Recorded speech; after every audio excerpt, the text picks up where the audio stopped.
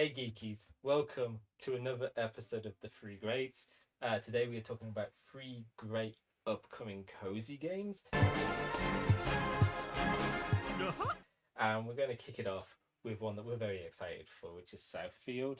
Southfield is... Okay, I preface this one. This game doesn't have to be cozy. It is wholesome no matter what you do, but it can be chaotic. It's going to be multiplayer. And the idea here is that you've got Bud, who is a ragdoll character that you play as. They can be customized in different colors as well as different outfits, and you're going to be running about the place, picking up stuff, farming, building up your own farm, building up your farmhouse. There's a whole bunch of crafting mechanics. There's a whole bunch of other silly nonsense. There are you'll be able to raise animals like chickens and that. You can slap the chickens. I would advise you don't slap the chickens, but you can slap the chickens. One of the fun ways of moving around the game is you can just roll. But you can also eventually build yourself cars and other vehicles to navigate around the world. There is a little bit of a mystery element going on as well in the story, but we're not going to really go into that too much and spoil any of that. But generally, it's just fun hanging out with your friends, farming, building, discovering. Some of the fruits that they've announced so far are just something else. Like there's the ghost fruit, which will turn you into a ghost temporarily, or there is some kind of morphin fruit that seems to just turn you into a chicken, but it could be anything. I'm not too sure yet on that. Not all the details are out, but that's coming out later this year. It's a lot of fun, and yeah, you can just basically make this game however you want it to be. Cozy, chaotic, however you want. I'm probably going to end up making it fairly chaotic myself because there is a bomb crop, and it works just like the bomb flower in Zelda. So you can just grow, yeet, explode, throw it at your friends, send them flying, watch the ragdoll mechanics kick in. It will be hilarious. Good times. So when that comes out, we'll be streaming a fair bit of that. But let's get on to the next game. This game had me sold the moment I got to play at EGX last year. So we're talking about Pine Hearts. Pine Hearts is very much a cozy game. You are in the Pine Hearts campsite. You're talking to fellow campers. You're learning their stories. You're helping them out when they have little things. You're solving lots of puzzles to navigate to the next area.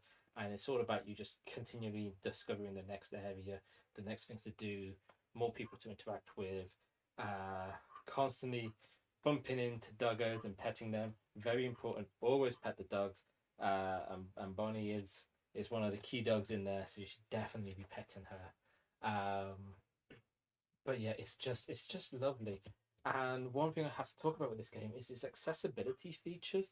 Its accessibility features, I haven't seen games go to the level that they've gone to, and they're still adding more accessibility features in.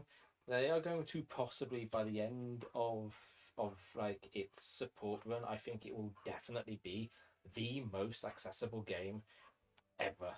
It's got it's got all your standard. Well, I say standard stuff. There isn't a standard yet, and there really should be a standard to accessibility in video games. There really should. But you got like just in the demo alone, you have colorblind settings. You've got your features that you would need for deaf, for I think there was some stuff around blindness or other sight issues.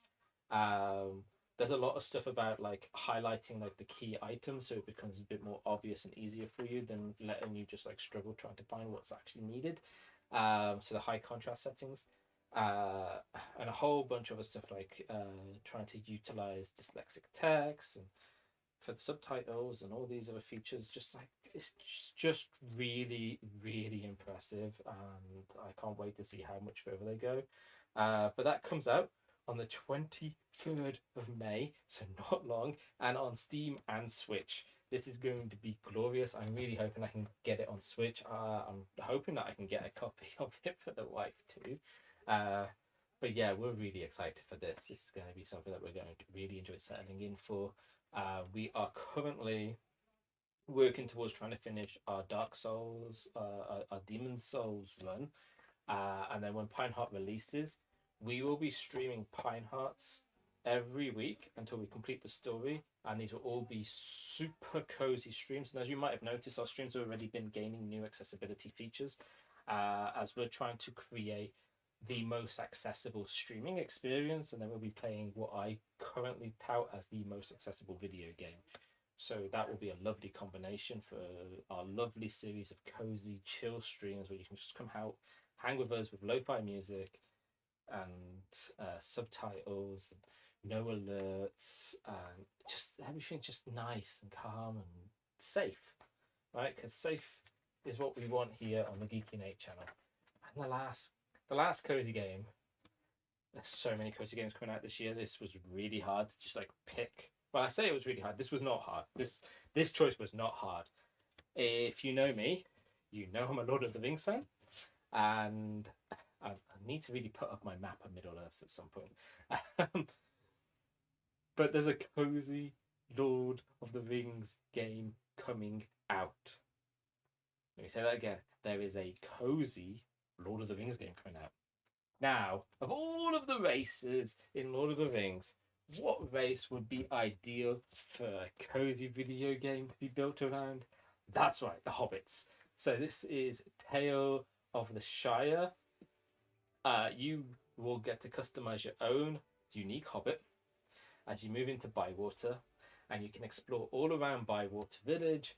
You can interact with your varying villagers, build up your relationships with them. You can go out and harvest goods, interact with all of like nature and all the rest of it. And then in your own hobbit hole, you can customize, build and design your own hobbit hole. And you will need to learn and unlock the different crafting things by progressing the story. And then in your kitchen, you can become the culinary hobbit chef of your dreams. And therefore, obviously, you'll be able to happily enjoy breakfast and second breakfast and 11sies and all the rest of the amazing hobbit meals. This is coming out on all consoles later this year. We don't know exactly when yet, but again, I'm hoping this runs really well on the Switch, because we'll get it on the Switch. If it's not going to run well on the Switch, we'll get it on Steam. Either way, we're going to be getting that, and that will make another one of our cozy games. But these are 3 cozy games that will be part of our cozy streaming line, and I'm just really excited for them. Southfield is going to be a regular one that we'll be streaming. I think what we're going to end up doing is we'll probably be replanning our streams. So at the moment we stream Wednesday nights 9 p.m. and Saturday mornings at 9 a.m. But the Saturday mornings have become hard to keep. So what we might be looking at is moving to like a Sunday thing instead. But that's not the point. Today we were talking about these cozy games, spectacular cozy games, all coming out this year. Just keep an eye out on them. Make sure that you're following them on Twitter. Links are going to be in the description below for where you can follow about these games. And until next time. Actually, no, not until next time. Let us know in the comments below cozy games that you're excited for. Do you know any of these 3 that we mentioned? Are you excited for them? What current cozy games are you playing that you are really enjoying? Let us know in the comments below. Make sure that you like and subscribe as well. And until next time, be geeky.